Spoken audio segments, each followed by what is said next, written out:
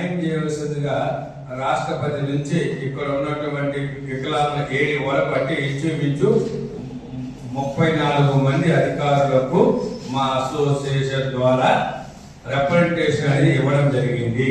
అయితే ఉపరాష్ట్రపతి నుంచి రాష్ట్ర ముఖ్యమంత్రి అదేవిధంగా ఆంధ్రప్రదేశ్ రాష్ట్ర దివ్యాంగుల సెక్రటరీ గారు ఇతర ఉద్యోగం ఇతరికి ఇవ్వమని 3 సార్లు ఎస్వి యూనివర్సిటీ అధికారులకు ఆర్డర్స్ అనేది ఇవ్వడం అనేది ఆ యొక్క ఆర్డర్స్ ను కూడా యూనివర్సిటీ అధికారులు లెక్క చేయలేదు.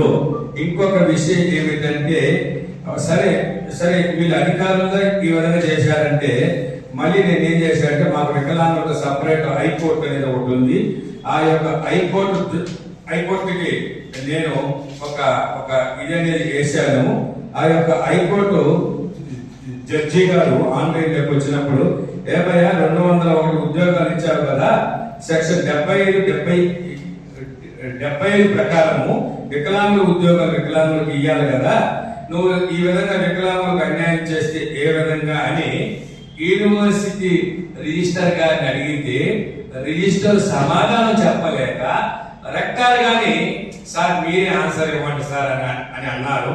రెక్టార్ గారు ఆన్లైన్ లోకి వచ్చి అసలు మేము యూనివర్సిటీలో రూల్స్ ఆఫ్ రిజర్వేషన్ ని అనుసరించలేదని రెక్టార్ గారు ఆన్లైన్ లో సమాధానం ఇచ్చారు.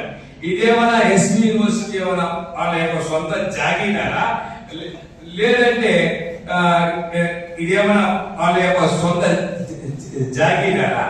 యూనివర్సిటీ అంటే అందరికీ కూడా సమాన అవకాశాలు అనేది ఇవ్వలేను. కాబట్టి యూనివర్సిటీ అధికారులు వికలాంగుల చట్టాన్ని ఉల్లంఘన అనేది చేసినారు. నేను ఒకటే అడుగుతున్నా, ఇన్నేళ్లు నాకు అనుభవం ఉండి నన్ను ఉద్యోగం నుంచి రిమూవ్ చేశారు. ఈ యొక్క 6 నెలలుగా నాకు జీతం అనేది ఉండకుండా నేను అనేక రకాల ఇబ్బందులు అనేది ఎదుర్కొంటున్నాను. నా పరిస్థితి చాలా ఆర్థిక దారిద్ర్యం అనేది అనుభవిస్తున్నాను. నాకు 2 బిడ్డలు ఉన్నారు. అసలు నాకు ఇంట్లో అన్నానికి కూడా జరిగే చాలా కష్టంగా ఉంది. యూనివర్సిటీ అధికారులు కావాలని వికలాంగుల మీద ఇంత వివక్ష అనేది చూపించారు. నేను ఈ యొక్క మీడియా ద్వారా ఏం చెప్తున్నానంటే నా సమస్య ఏదైతే ఉందో ఈ యొక్క సమస్యను రాష్ట్ర ప్రభుత్వానికి మీరు ఒక్కసారి తెలియజేసి నాకు న్యాయం చేయవలసిందిగా మరొక్కసారి మీడియా అందరినీ కూడా నేను మరీ వేడుకుంటున్నాను.